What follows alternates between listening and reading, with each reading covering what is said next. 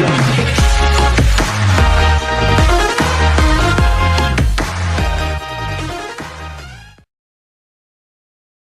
Good morning. How's everybody doing today? Great. Just curious, how many people created their day this morning? You know why you didn't create your day? Because you don't believe it's possible yet. You see, if you knew it was true, you would wake up every morning excited to create your day, right? So we have to begin to understand then that we have an understanding of philosophy. The movie was great philosophy. It's what I call dinner conversation. It's got a lot of principles of quantum physics and neuroscience and biology and genetics and receptor site physiology. All of that information is really great. But we have to begin to put the rubber to the road. We have to take this information in some way, apply it to our life, right? Otherwise, it's just good philosophy, and nobody's changed from anything. So today I'd like to spend a little time with you and see if we can make some sense out of the world of quantum physics and your mind. Are you guys interested in that? Yes. Okay. So I was leaving my office a couple months ago, and my staff member handed me this sheet of paper, and she said, listen, you have to read this, quick, and I'm on my way to catch a plane. And so I grabbed this piece of paper, and it's this woman who decides to create her day. And she says, well, I never considered myself a special person, and so I'm going to create my day, and I'm going to ask for a sign without a doubt that lets me know that I'm special, and I want it to come in a way that surprises me and it leaves no doubt in my mind that I made contact with the field. So she's driving down the road up this 5-mile incline at sunset. And as she's driving up this road, a bald eagle flies in her car, lands on her dashboard, spreads its wings out, makes eye contact with this woman. She pulls off the side of the road, and the eagle flies out the other window. And I said to my office assistant, you email that woman back and you tell her if she has any doubt now that she's special, we need to talk. Yes? So how come nothing new ever happens in our life? If the quantum law works, and we know that it does, then how come we keep having the same relationships or the same jobs or the same circumstances in our life? How come it's so routine and predictable that it seems that Newtonian physics is the law? Because we haven't mastered this idea called observation. So this one particular researcher says, well, who do I know that, that knows how to pay attention really well? So he gets on the phone, he calls the Dalai Lama, and he says, can you send me your 8 best guys? I want to study these guys, and I want to see what happens in their brain when they're focusing on a single-minded thing like compassion or divinity or unconditional love. Now these guys, by the way, had over 40,000 hours of focused meditation. They spent over 40 years practicing. While you were laying on the beach, they were focusing on single-minded thoughts. And then they said, let's take a control group, just a group of people that are just average people, and we'll use the monks, and we'll teach them how to do this thing called focused concentration, what science is now called paying attention. By the way, the average human being loses their attention span 6 to 10 times a minute. How good's our observation? That's why only a few subatomic particles actually pay attention to our mind. So he said, okay, we're going to hook these guys up to these brain scans, particular ones called EEGs. And EEGs measure electromagnetic frequency that the brain emits. And so they took 256 electrodes and they covered their whole entire head. Can you picture these monks, with the things? And then they ran all the feedback into a computer that created a holographic picture of the brain, and they were able to begin to measure brain activity. You guys with me? Yep. So they said to these monks, you know, be your normal self. They took 8 of them, be your normal self. And then they said, okay, now listen, you guys, pay attention to compassion. Just close your eyes and pay attention to compassion. The moment they did that, all of a sudden, the frontal lobe lit up so much that the scientists had never seen that type of activity in that part of the brain. Now then they took the control group and they said, all right, you guys, pay attention to one thing. And of course, what happened? My back hurts. How long is this going to take? I don't really want to do this. Am I doing it right? Well, I wonder what my kid's doing. I got to buy dinner, you know, all that stuff. And guess what happened to their frontal lobe? Meh. Nothing. Nothing. Now, in one particular monk, there's a part of the frontal lobe on the left side, which is really the happy spot in the brain. And this guy's left frontal lobe was so ignited that the scientists said, this guy's got to be the happiest guy in the world. They'd never seen activity like this before. But then the scientists began to think about this, and what they said was, you know, maybe paying attention and concentration and observation is a skill. Just like tennis or golf, and you can improve it if you keep practicing it. Now think about this. The brain is the instrument that we use. It's the machinery for us to process thought. How many people will accept that? And it also has some automatic processes that allow us to function. But for the most part, it's the greatest area in the body where there's the greatest number of neurons clustered together. And where you have the greatest number of neurons clustered together, you have the greatest intelligence. So the brain is the central clearinghouse of intelligence. Mind, by the way, is what the brain does. Mind is the brain in action. It's the brain at work. When we can measure a working brain, we're studying mind. You guys with me? 6 to 10 times? Hello? You guys with me? So mind is when the brain is in action. So when we're using functional brain scans and we're studying how the brain works, we're studying this concept called mind. You understand? Yes. Then here's my question. If the brain is the instrument for intelligence or processing thought, and mind is what the brain does, if you can improve the way your brain works, who's doing the improving? And it's that nasty 13-letter word called consciousness. That's the only solution.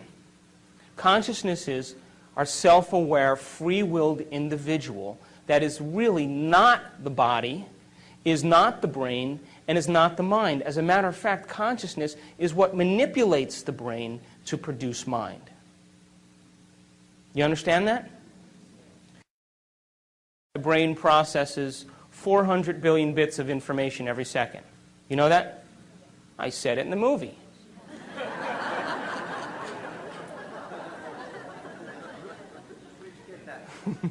But we're only aware of about 2,000 of those 400 billion bits of information. And you know what those 2,000 bits of information have to do with?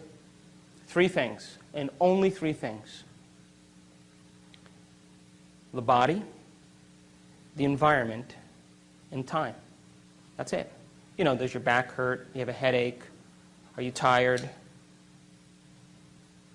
Is it too cold in here? Is it too bright in here? Is it too dark in here? You like the way the person smells sitting next to you. You even like the person next to you. How long is this guy going to talk before we can break? And that's where all of our self-awareness is on. It's only on the body, the environment, and time. And yet billions of bits of information is being processed by the brain. Now, when we can take consciousness, self-awareness, and move it away from the body, the environment, and time, we no longer have to live by the laws of the body, the environment, and time. And when we're able to do that, we begin to open the door to walk into the quantum field. Now, it's true I've been studying spontaneous remissions of diseases. It's kind of been my interest for the last 7 years. People that have had cancer and diabetes and emphysema and endocrine conditions, thyroid conditions, heart disease, high blood pressure, high cholesterol levels, rare genetic disorders that even medical science didn't have a solution for. And these people all of a sudden became healthy. And they weren't all Roman Catholic, and they all didn't believe in the same God. They weren't all vegetarians. Not all of them use crystals. As a matter of fact, none of them did. They didn't trust the astrology charts. None of that was in common amongst these people. There were 4 things that I found in common amongst every person that had a spontaneous remission. 4 major things and 2 minor things. The first thing that was in common with every person that had a spontaneous remission was that every person accepted and believed that there was an intelligence that lived within them. Did you hear what I said? Within them. That somehow was giving them life. There was some spiritual aspect of themselves that didn't exist. Where does religion always say that is? They didn't say that. They said, I'm connected to some mind that's so much greater than my mind. I'm connected to a force that's so much greater than me. A will that has so much more will than I have. And loves me more than I even love myself. And they said, if I could just make contact with this intelligence, it would do the healing for me. Does that make sense? So what they said was, they said, you know, I'm riding on the back of a giant, and I just got to learn how to whisper in its ear. Now, I want to demystify this a little bit, okay? Because when we talk about spirituality or spiritual, laws, everybody all of a sudden has no imagery in their brain to be able to process that, right? It's nebulous. But so let's demystify that. Do you know that that intelligence gives life to every human being on this planet? It holds order in the universe, and you're connected to it. It's the same intelligence right now that's keeping your heart beating. Your heart pumps over 2 gallons of blood a minute, over 100 gallons of blood an hour. It pumps over 100,000 times a day through 60,000 miles of blood vessels. 3 billion times in one lifetime. No repair, no checks. It does it independent of your moods, your likes, your dislikes, your opinions. It continuously gives you life. Now, are you thinking about doing that? Or is there some order intelligence doing it for you? It's the same intelligence that's digesting your breakfast and breaking down proteins and carbohydrates and fats into simple products so that can be reassembled for regeneration.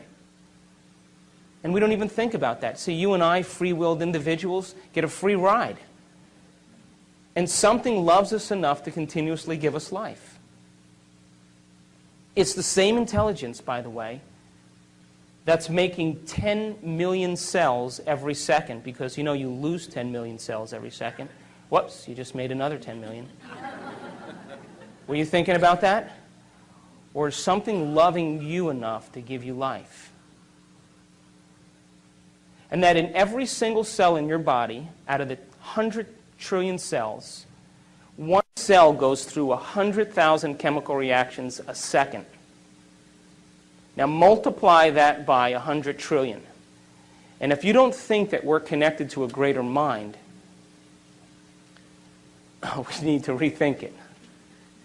And that there are little enzymes that zip through your DNA. There's 3.2 billion nucleic acids that make up DNA in one cell. As a matter of fact, geniuses, if we took one DNA, the whole strand of DNA out of one cell, and we straightened it out, it would be 6 feet long.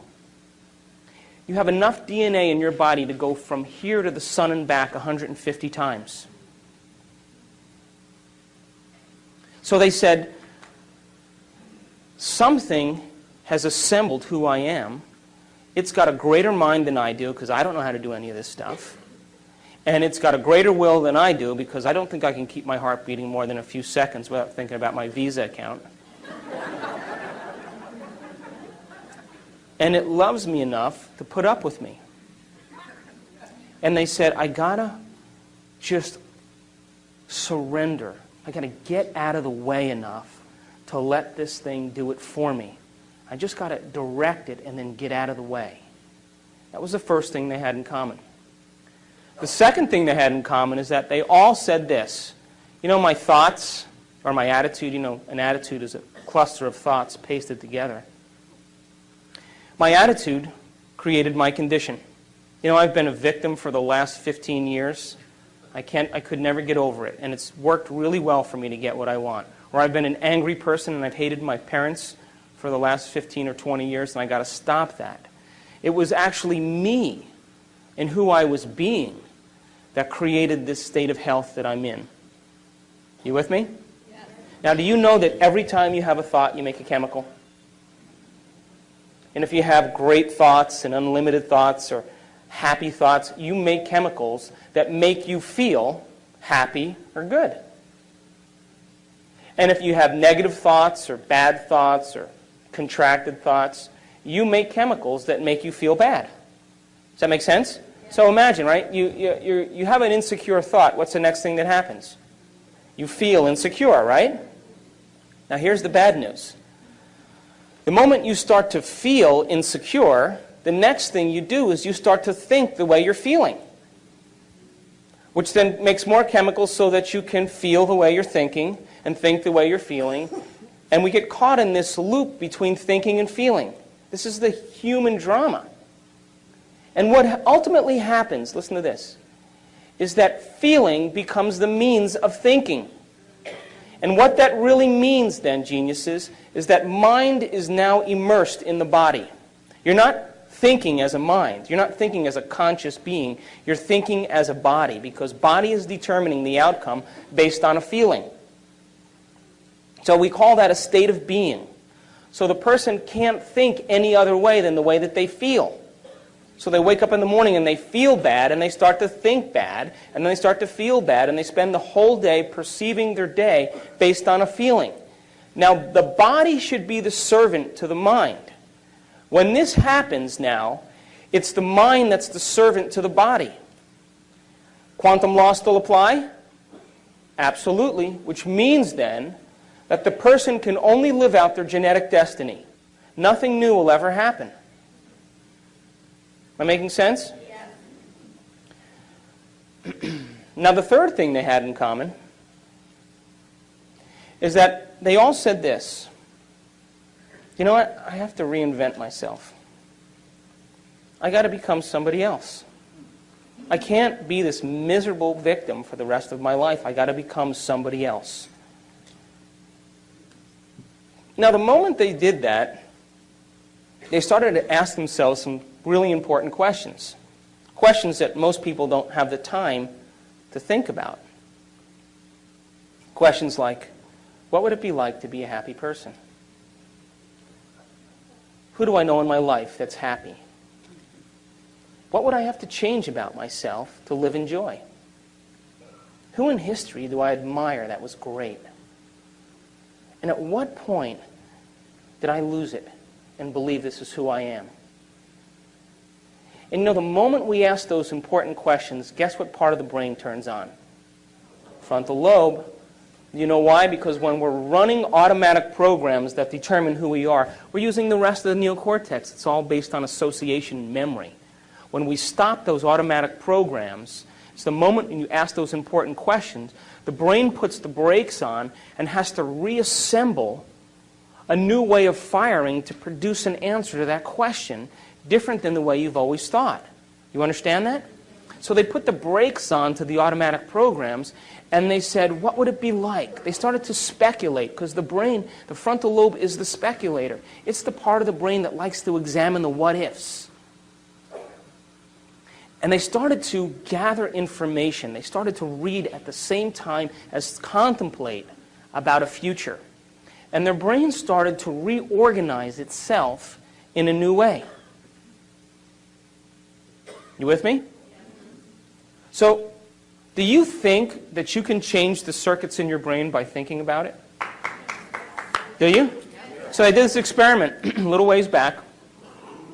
They took these people who never played the piano before.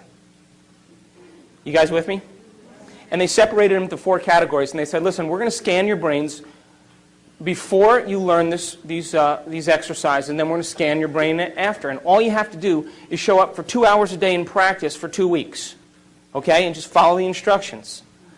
And we're going to hook your brain up to these sophisticated scans, and we're going to see what happens before and after.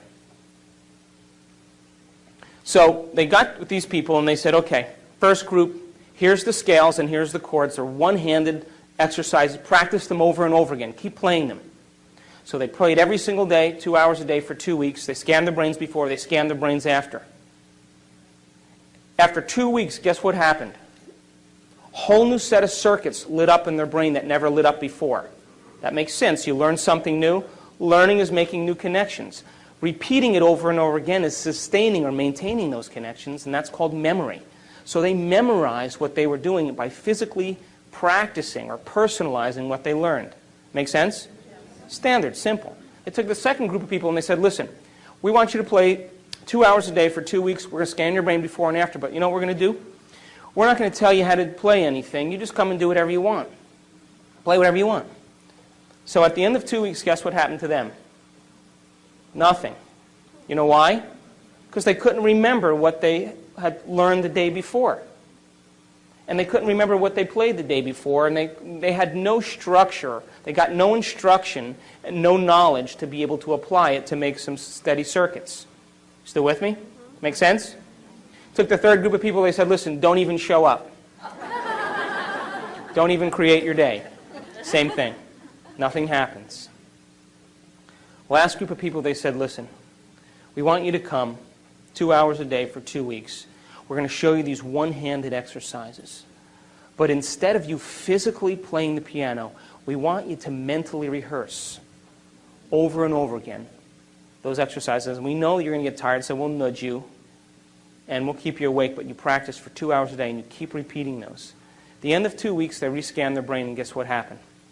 Same area of the brain lit up as if they were actually playing the scales. Now, you know what that means? They grew new circuits in their brain just by thinking about it. Just by thinking, just by rehearsing. Now, every time we learn something new, we make new circuits in the brain. If you learn anything new, learning is making a new connection in the brain, new neurological connection. Memory is maintaining or sustaining those connections, keeping them alive. And the only way that we maintain and sustain connections in the brain is by repetition. Repetition allows the neurons to develop a long-term relationship. So these people, every single day, made it the most important thing. They gave up their social engagements. They gave up television. They said, I'm going to mentally rehearse the greatest ideal of myself every single day. And as long as I keep doing it every day, what's going to happen to those circuits? They're going to light up and become the more sustainable circuits to act as a platform of who they will become in the future. Am I making sense?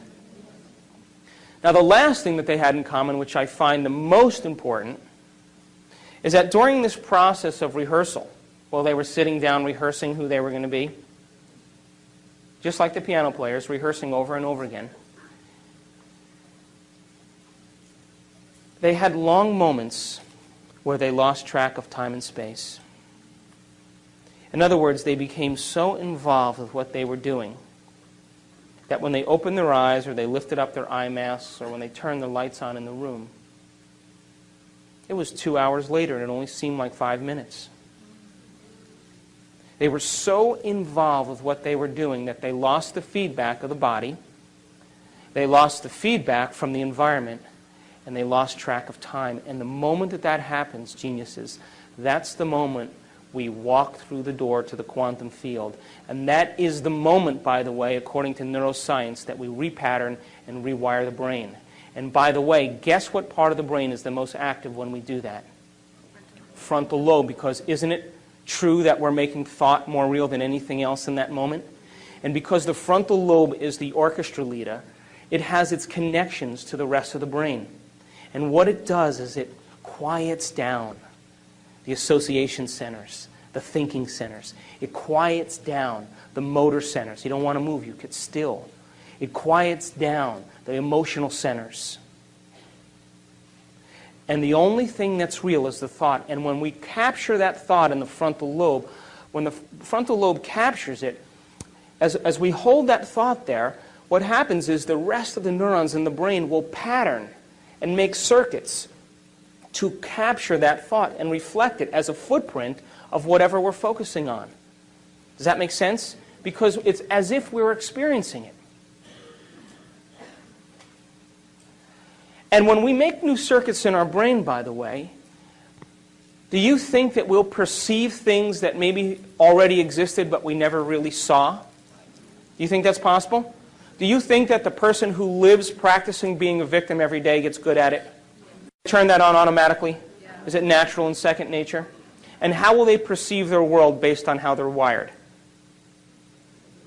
According to the law of a victim. Would you agree? Everything is a reason to suffer. Would you accept that? Simple quantum law, right? So if you made new circuits in your brain, do you think you may process or see things in your reality different because now you're wired to see them? Do you accept that? Yeah. So if I put up a picture of a Monet on the screen up here, and I said to you, isn't that a beautiful picture of what Monet painted? You guys would all say, oh yeah, that's beautiful. And then I took the picture down and I said, did you guys know anything about Monet? Do you know that he spent 44 years of his life teaching himself how to see things differently? And he thought that every person was too busy to stop and pay attention to light. And he loved light. He loved the light first thing in the morning, and he loved the light at sunset, at the twilight hour. And he said that the golden light of the twilight hour and the brightness and the opalescent light in the morning actually colored reality. And that he said, if I can capture this in my paintings and make things bright enough and capture light, maybe people will stop and look and see what they never pay attention to. And then he said, you know, the wisteria and the bridge are one and the same. I can't paint them separate. They're the same to me. And as he got older, he developed cataracts. And the cataracts were so thick that when he looked at the light, it diffused the patterns. So he began to more and more paint exactly what he was seeing. And the doctors urged him to have an operation, to do something to help him. And you know what he said? I worked too hard to see this way. Now, if I took that painting and I put it back up on the screen, would you see it differently? Would you agree that because you learned new knowledge and new information, you made new circuits to perceive what was already there, but you never paid attention to? Yes. Reality is the same way. How about the wine connoisseur? A 1992 Cabernet Sauvignon Silver Oak Alexander Valley. Good bottle of wine. You take that and you give it to the wine connoisseur and he lets it breathe. He knows about tannins. He knows about alcohol content. He knows about oaky flavors. He knows about grapes. He knows about age. He knows about aroma and sweetness. You think his brain is wired to perceive what wine is all about? Did he pay attention through knowledge long enough period of time to wire his brain to perceive subtleties in wine so that he would enjoy every single taste in that wine? You take the person who drinks the screw-off tops, you give him the 92 Cabernet, what happens? I don't taste any difference because he's not wired to. Do you understand? Reality is the same way. The reason that the movie is so great is because now you're paying attention to things that you normally never paid attention to. But do they exist all the time? Yes. If the brain processes 400 billion bits of information every second, is it possible that we're missing some of reality? Yes. Is it true? Yes. So now, science used to say that the brain was hardwired, meaning that it was, wired so intently from genetics that you're going to be born a certain way, and then you're going to turn out just like your parents.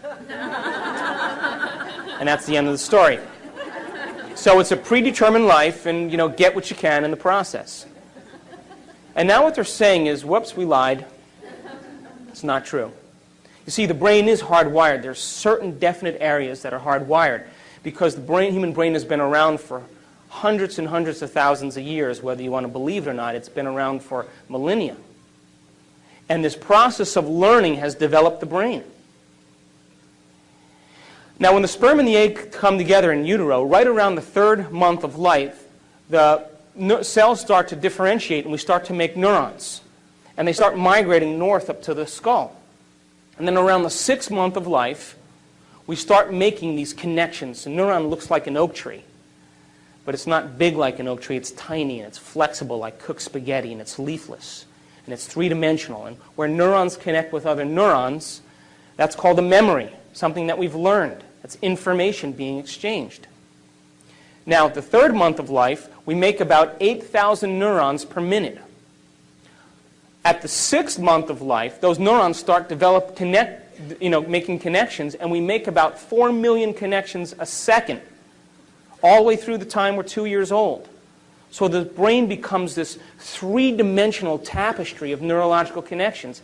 And what's being transferred to the fetus is knowledge, pre-programmed connections, so that you can turn your head towards a sound. And you know what to do when you're sad. And you know what to do in case there's a threat or stress from your environment. So we have certain pre-wired patterns that have been shaped and developed from eons of trial and error. And one brain, human brain, looking next to another human brain looks almost exactly the same. As a matter of fact, if I took 2 brains and unscrewed your head and placed them side by side, you wouldn't really tell who was who, because the same folds and convolutions are similar from brain to brain. That's like your hand. Everybody's got a hand, right? It roughly looks the same. But then those intricate connections and patterns that form, those connections and circuits that form then, become the fingerprints of who we are.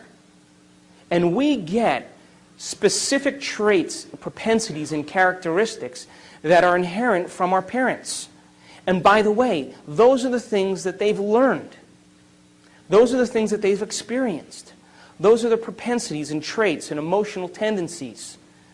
So you may inherit your mother's insecurity and your father's anger. You may have your father's intelligence and your mother's creativity. But they're going to contribute their best. In other words, they're going to give the fetus, they're going to create a new being, and they're going to give to them what they've practiced the most. You understand? Now, that's only, by the way, 50% of who we are. No one likes that, but it's true. It's 50%. That's it. The other 50% is up to us to begin to make our own circuits and our own connections. Now, there's only 2 ways that we make connections in the brain. Only 2 ways. The first way we make connections in the brain is from knowledge that we gain, information, philosophy. Every time you learn something semantically new, every time you learn a new bit of information, you made a new connection. Did you guys make any connections today? So learning is making those connections. So it would be like if I handed you a book on how to ride a bicycle. And I said, read the whole entire book because I'm going to test you in 2 weeks. Know how to change a flat tire, know how to tighten the spokes, know how to shift gears, know how to brake, learn about this mystical thing called balance. And I'm going to test you in 2 weeks. And you would read that information and study it and repeat it till you did what? Repeated it enough till it was wired. Now it's being stored as a long-term memory. So that's philosophy, right? You're basically studying someone else's experience. And you are literally wiring your brain so that you can have that experience. Would you agree? Which, by the way, is the second way we make connections in the brain, is through experience. Experience is what enriches the brain. Now listen to this. Every time we experience something new, when we're experiencing it, all of our 5 senses are immersed in the process.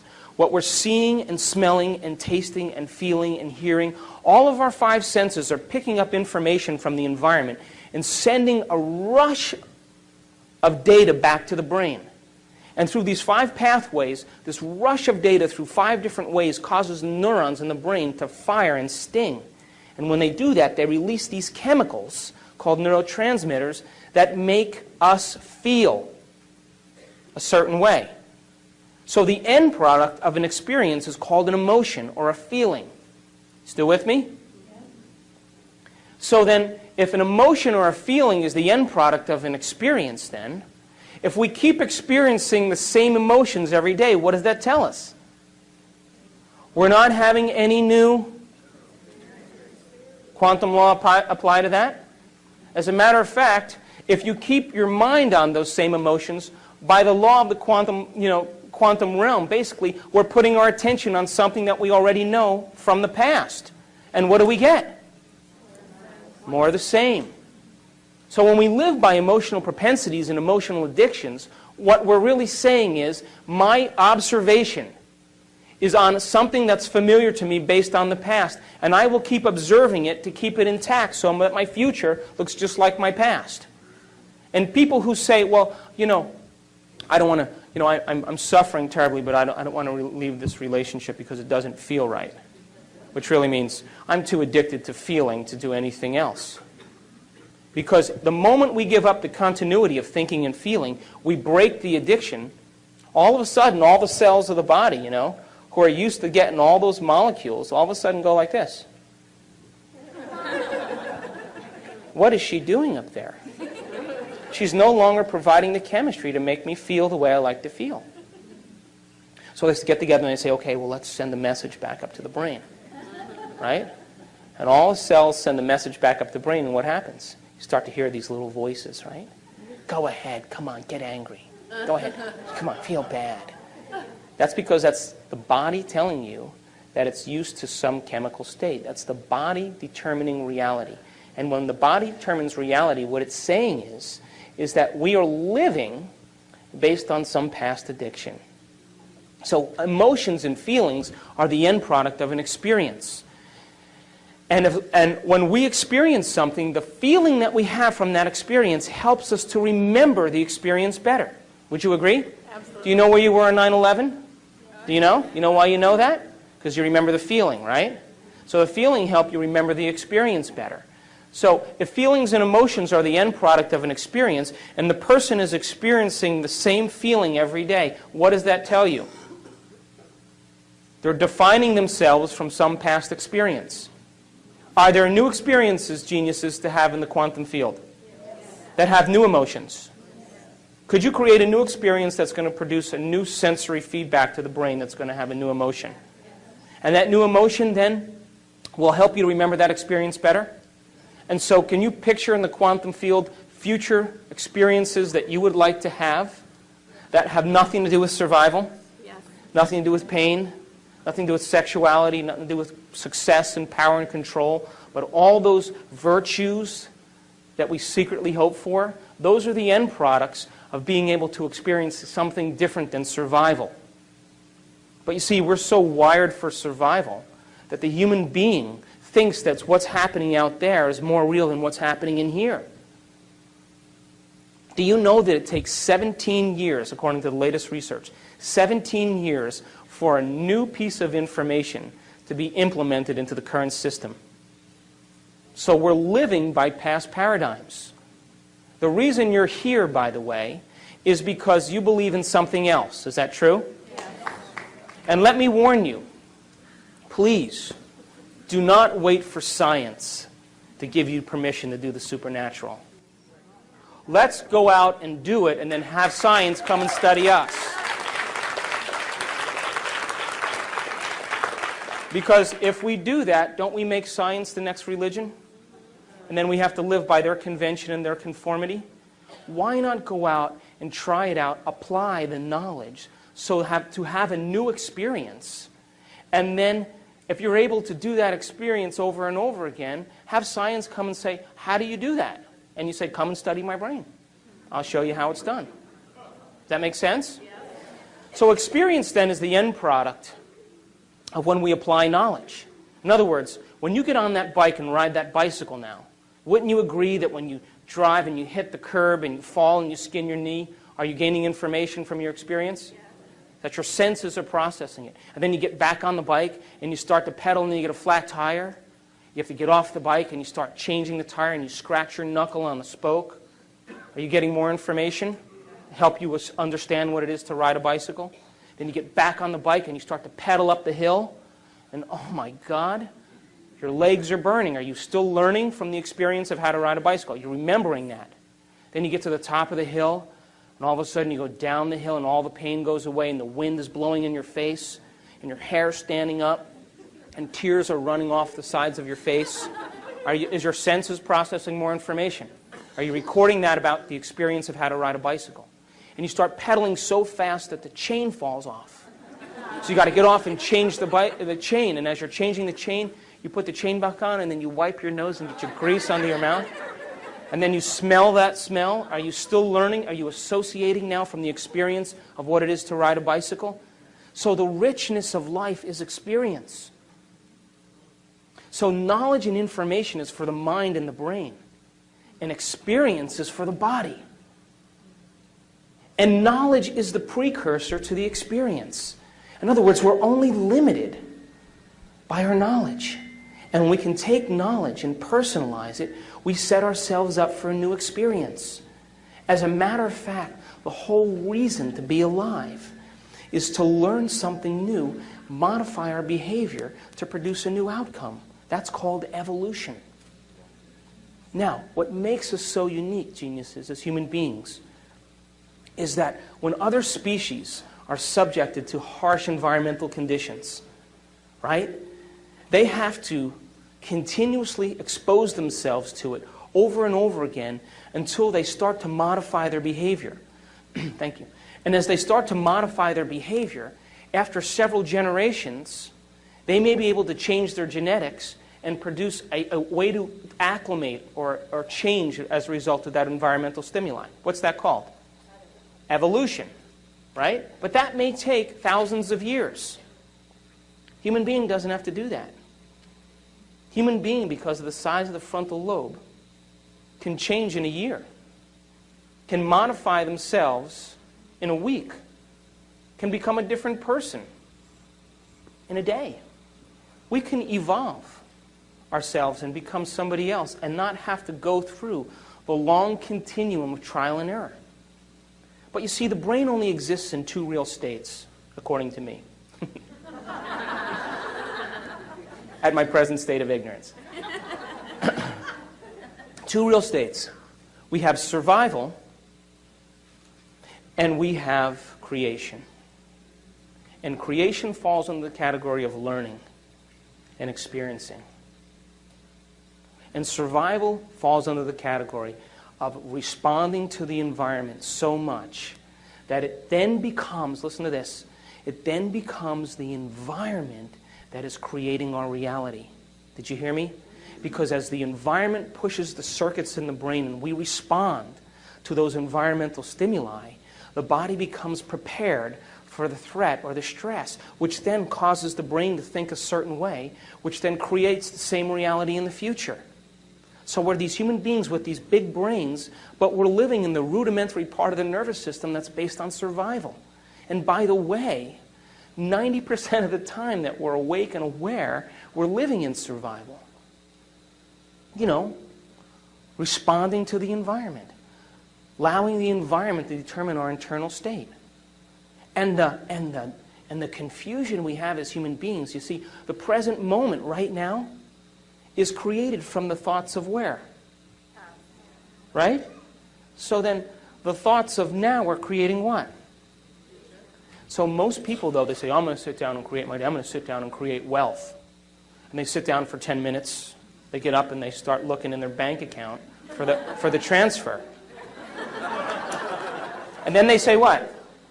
Didn't work. But you know, we Americans, by the way, are the most difficult audience to talk to. We go to South America, we go to Europe, we go to Asia. People accept this. But Americans are so desensitized to so much stimuli. They get, 2,000 channels on their television. They have opinions about everything. They're into convenience. If your internet connection doesn't come up in 30 seconds, you're like...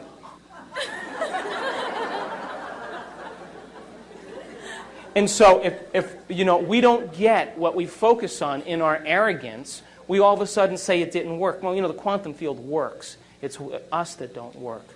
And as we begin to develop the skill of paying attention, we're holding on to an observation, by the way, independent of the environment, independent of our body, independent of time. And by the way, those are the heroes that we fall in love with, isn't it?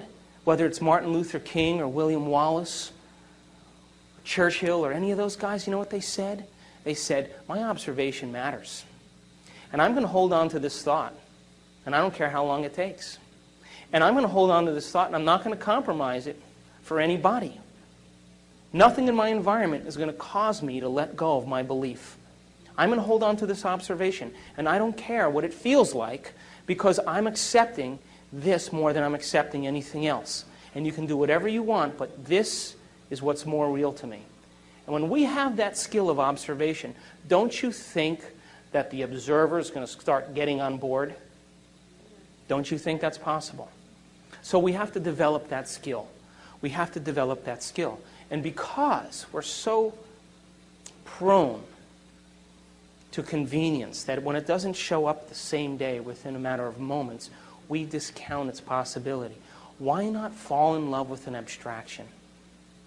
Something that you haven't experienced yet. But if you can put all of your mind into that abstraction, don't you think that that abstraction will be your future? Don't you think that's possible? And don't you think you'll wire your brain to be exactly what your future dictates? You see, we can't get anything in our life that we're not first wired for. You can't be wealthy unless you're wired for wealth.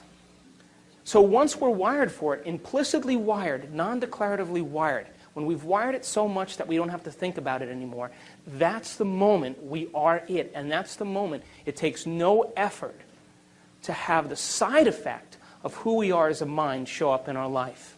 Does that make sense? I have a friend who's a millionaire. I went to lunch with him. He said to me, today I lost everything that I owned. Pass the ketchup. And I looked at him and I pushed the ketchup over there, and I was talking to me and I said, Jerry, aren't you upset? He said, what do you mean? I said, well, you lost everything you owned. He said, what? He said, I am money. I've made it thousands of times. I've made it 100 times. I'm going to go make it back in 2 weeks. So the question is, who are we going to rehearse ourselves to be every morning? Can you rehearse in the morning your greatest ideal and activate those circuits? And as you rehearse those ideals for yourself and activate those circuits, won't they be the platform of who you become?